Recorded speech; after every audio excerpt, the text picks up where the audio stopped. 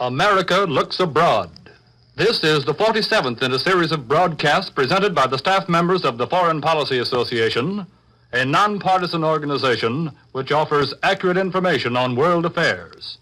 Today's subject is Washington Answers the Axis Powers.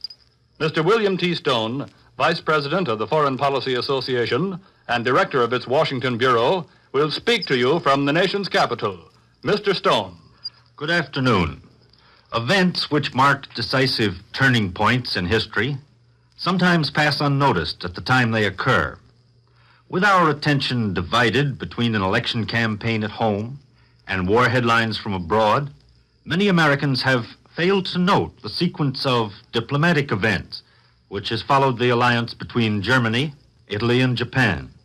Yet these events may ultimately fall in the category of decisive turning points. During the past 2 weeks, diplomatic activity has centered on the Far East. 10 days ago, our State Department instructed United States consuls in China, Japan, and other parts of Asia to advise American citizens in these areas to return to the United States as soon as possible. 3 American ships have been ordered to Far Eastern ports to evacuate American nationals. On Thursday of this week, the United States applied a sweeping embargo on iron and steel scrap, which applies to all countries outside the Western Hemisphere, except Great Britain. On Friday, Great Britain reopened the Burma Road, which runs from Lashio on the northern border of Burma to Kunming in Yunnan province, and thousands of American-made trucks began to carry new war materials to the armies of Generalissimo Chiang Kai-shek in China. None of these steps was publicly announced as a reply to the Axis alliance. The only public reply from the United States was President Roosevelt's speech at Dayton a week ago. That speech, you recall, was addressed to the nations of the Western Hemisphere and called for a program of total defense for the New World. But it also carried a blunt warning to the Axis powers. 2 passages in particular were directed overseas. In one, the president flatly rejected the doctrine of appeasement and declared that no combination of dictator countries in Europe or Asia will stop the help that we are giving to almost the last free people, now holding them at bay. In the second passage, President Roosevelt declared that when we speak of defending the Western Hemisphere, we include the right to the peaceful use of the Atlantic Ocean and of the Pacific Ocean. Now, in reading this final passage, many diplomats in Washington and perhaps elsewhere asked a significant question. Did the president mean that the United States was determined to keep war away from the New World by building a defense so strong as to guarantee access to both the Atlantic and the Pacific in any possible contingency? Or did he mean something more than a system of hemisphere defense, backed by a 2-ocean navy and an air force second to none? Was he proposing another doctrine based on the old principle of military strategy that the offense is the best possible defense? Did he mean, in other words, that the United States was preparing to take the offensive itself? Plausible arguments may be advanced to support either of these interpretations. For example, if Hitler was the real leader in bringing Japan into the Axis alliance, his deliberate purpose may have been to involve the United States in war with Japan, to immobilize our fleet in the Pacific, and to leave the European Axis partners free to deal with Great Britain. Those who believe that this was Hitler's real purpose assert that it would be fatal for the United States to fall into the trap. While we could undoubtedly defeat Japan in a final showdown, we might find ourselves involved in a long and costly war in the Western Pacific, thousands of miles from our own home bases, and at a time when the major threat to our interests lay across the Atlantic. Aid to Great Britain in Europe, they say, is vital to the defense of the Western Hemisphere, as a German victory there would expose us to grave dangers in Latin America. On the other hand, many believe that the Triple Alliance was actually a gigantic bluff to frighten the United States by the threat, the empty threat, of action in both oceans. Those who accept this interpretation argue that the United States must not only be prepared to take a firm stand in the Pacific, but that the most effective answer to the Axis would be to adopt an offensive strategy ourselves. The adoption of an offensive strategy, they admit, involves risks, but so, they insist, does a policy of inaction. Naval experts and students of foreign policy have long recognized that the key to all offensive action in the Far East, whether diplomatic or economic or strategic, is found in the relations between the United States and Great Britain, with the Soviet Union as perhaps an uncertain third factor.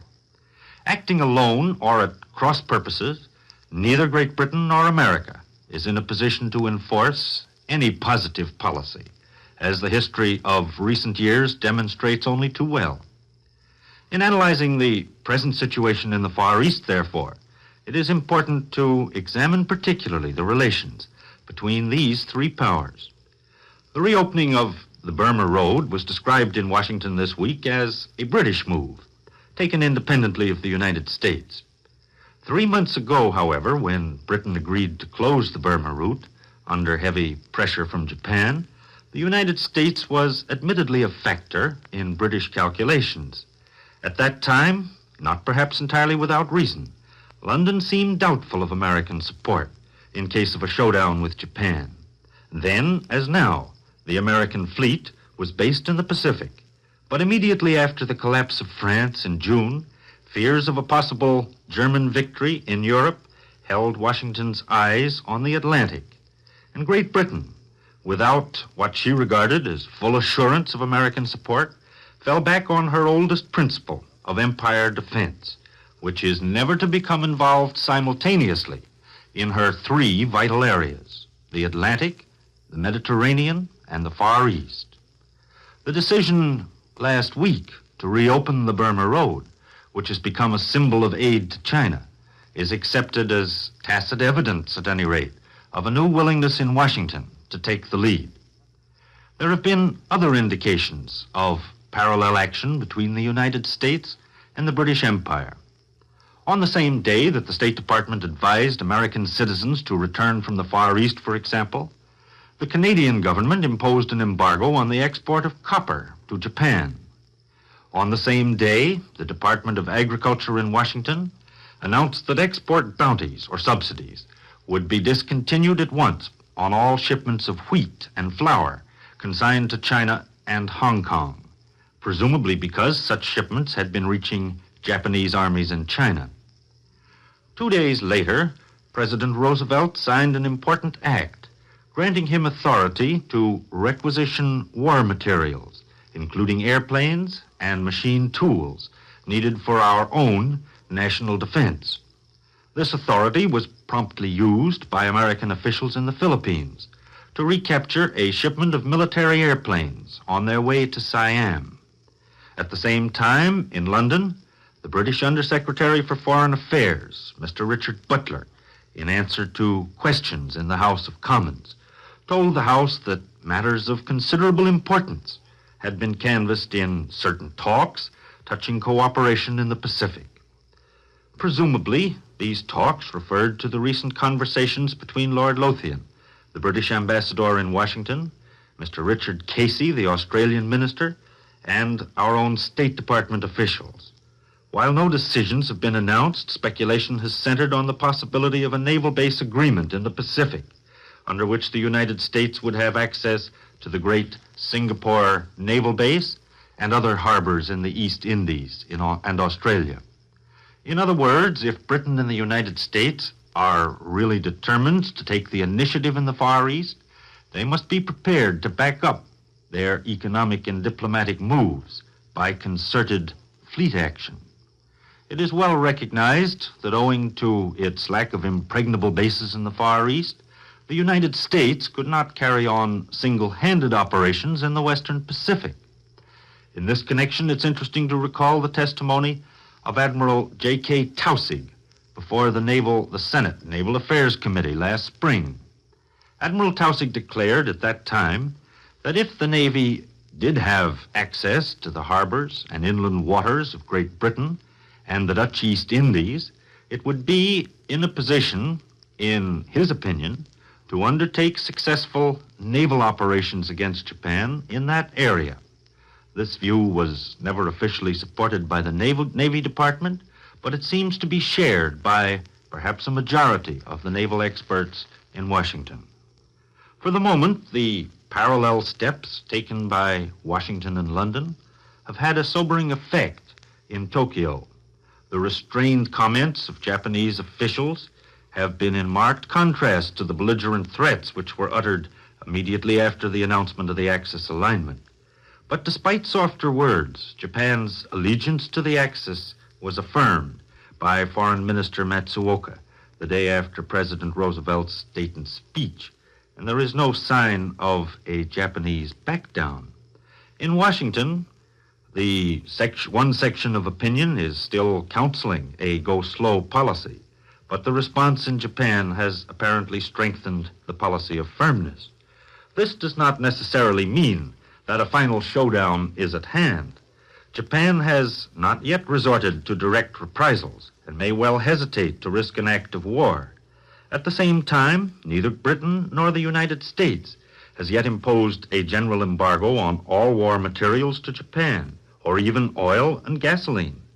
The United States has barred export of high-test aviation gasoline, and reports from London today hint that Britain is planning to buy up the entire production of aviation gas from the Dutch East Indies. At the same time, it is denied that the private oil companies in the Netherlands Indies, the Royal Dutch Shell and a subsidiary of Standard Vacuum Company in New York, have agreed to supply 40% of Japan's needs for the next 6 months, as reported earlier this week. Nevertheless, Japan is still continuing her negotiations. Another puzzling news item came from Hong Kong only yesterday, in the form of a report that Great Britain had agreed not to resume shipments from Hong Kong to nationalist China. If true, this would seem to indicate that there may still be definite limits to British resistance in the Far East. The third factor, the Soviet Union, again entered the picture last week with the continuation of talks between Undersecretary of State Sumner Welles and Konstantin Umansky, the Soviet ambassador to Washington. Here the approach was somewhat cautious and the results apparently meager. Two minor results were allowed to become known. First, it was revealed that the United States Maritime Commission had permitted Russia to charter a number of American tankers, while such charters had not been granted to the Japanese. Second, it was revealed that export licenses had been granted for the shipment to Russia of about $7 million worth of machine tools ordered by the Soviet Union months ago, but held on the docks of American ports since last August. But so far, these concessions have failed to bring about an understanding which assures that Russia will not make a deal with the Axis powers. Stalin may not like the advance of Nazi troops into Romania and Hitler's threat to seize control of the Dardanelles, which Russia has always regarded as vital to her own security. But like many smaller countries, Russia may have to yield to her powerful neighbors in Europe or come to terms with Japan in the Far East. The United States cannot afford to ignore these possibilities in weighing its policy of parallel action with Great Britain in the Far East. Mr. William T. Stone, Vice President of the Foreign Policy Association and Director of its Washington Bureau, was today's speaker in the America Looks Abroad series. If you would like a free copy of this talk, address your request to the Foreign Policy Association, 22 East 38th Street, or in care of the station to which you are now listening. The Foreign Policy Association is a nonpartisan organization open to all who are interested in American foreign policy. It offers accurate information on current world happenings. In the world of today, foreign affairs are your affairs. We invite you to tune in next Sunday to hear another speaker in the America Looks Abroad series. This is the National Broadcasting Company.